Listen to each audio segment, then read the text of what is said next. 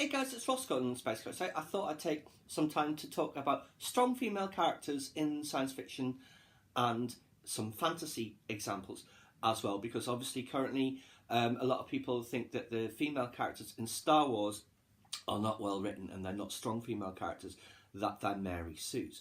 Now, in The Force Awakens, you can kind of skate by because it's the first one in the new series.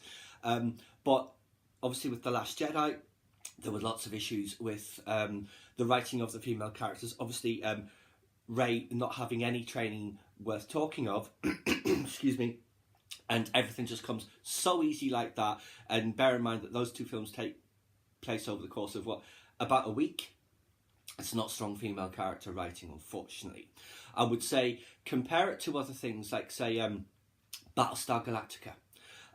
The 1970s version, I haven't seen it for a long time, but from what I recall, it was probably, for the time, would have been strong female characters. We would not necessarily consider them so now. Some of them are a bit more just like for set dressing, as it were.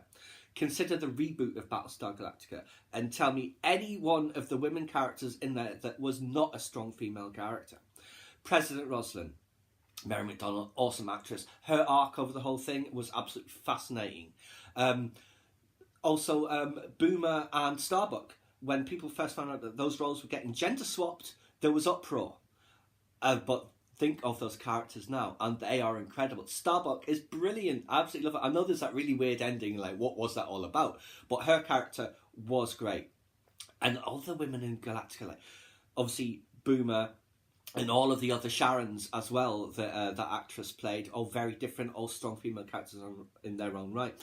And of course, let's not forget Six and all the different versions of that character that Trisha Helfer played. They were strong female characters. You didn't need to be told they were strong female characters. If you're being told rather than shown that they're strong female characters, then you have a problem. Black Panther is an excellent example of show not tell.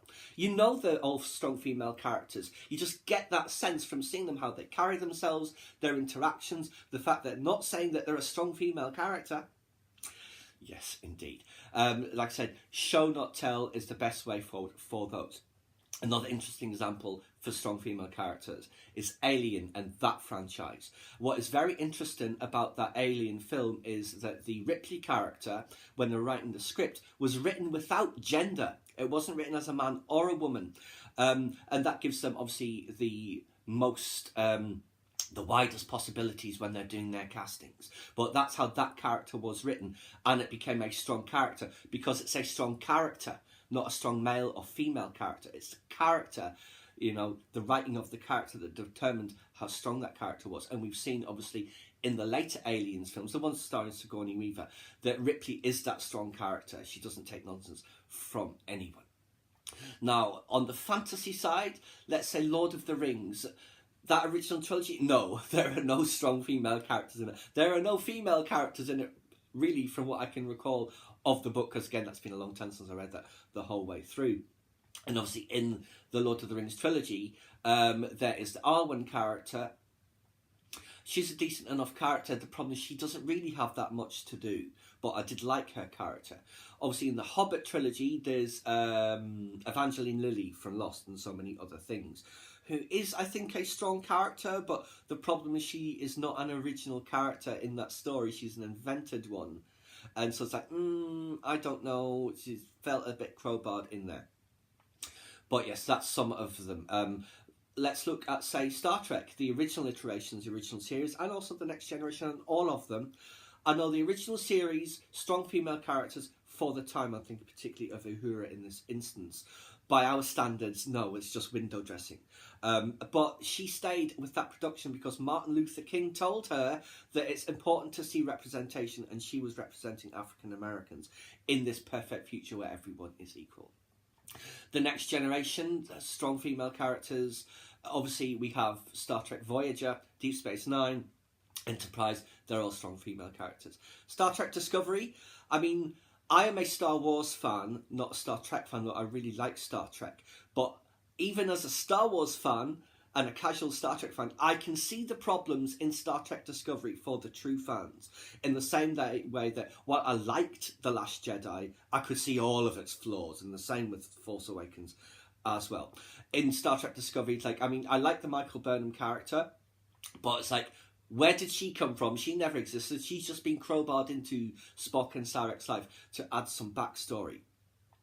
Philippa Georgiou in that is a good, strong female character, particularly when she's playing Emperor Georgiou. She's great when she's playing Emperor Georgiou. She's all right playing, I guess, the captain of is it the Guangzhou? I can't remember the exact name of that ship.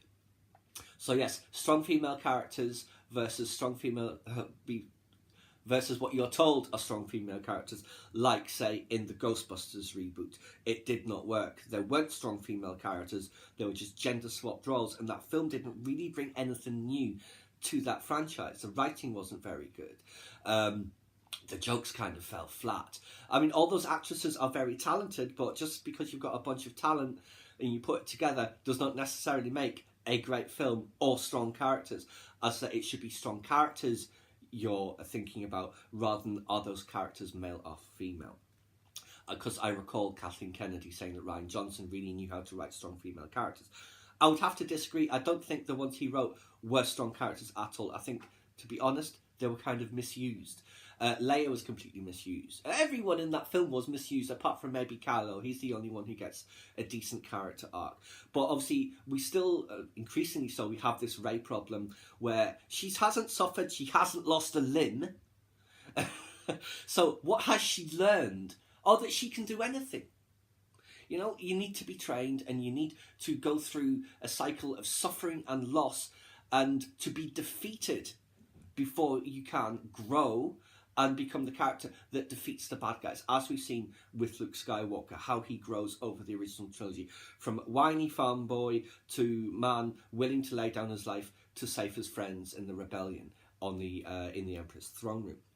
But those are some of the examples I've thought of strong female characters. Babylon 5 is another one. Tell me any female character in that show that was not a strong character. Delenn, Ivanova, Natoth, anyone who was in it. Captain Lockley in the final season of that. So many strong female characters who are written well, and you don't need to be told they're strong female characters. They just are, and you know it.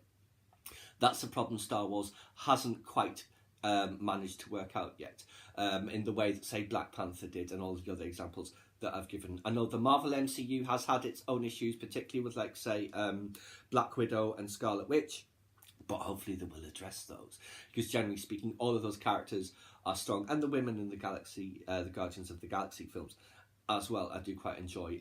Gamora and what's her sister called? Nova, I think it is. So yes, strong female characters, or strong characters, what is it that you want? Because you can have strong characters that are female. If you're trying to just do strong female characters, chances are it won't work, because it will seem forced, you know? Write the character how you want, and then decide what sex it is, as they did in Alien. But that was just my thoughts on some of the female characters we've seen in various sci-fi and also fantasy franchises. You can write strong female characters, and strong female characters are great. But the problem is, if they're not strong female characters, then unfortunately they drag the whole thing down. And that was an issue, obviously, in Star Wars The Last Jedi that a lot of people had. I really liked Rose Tico's introduction, and I really liked her sister's part as well, but she was then very badly served by the arc that she was put on.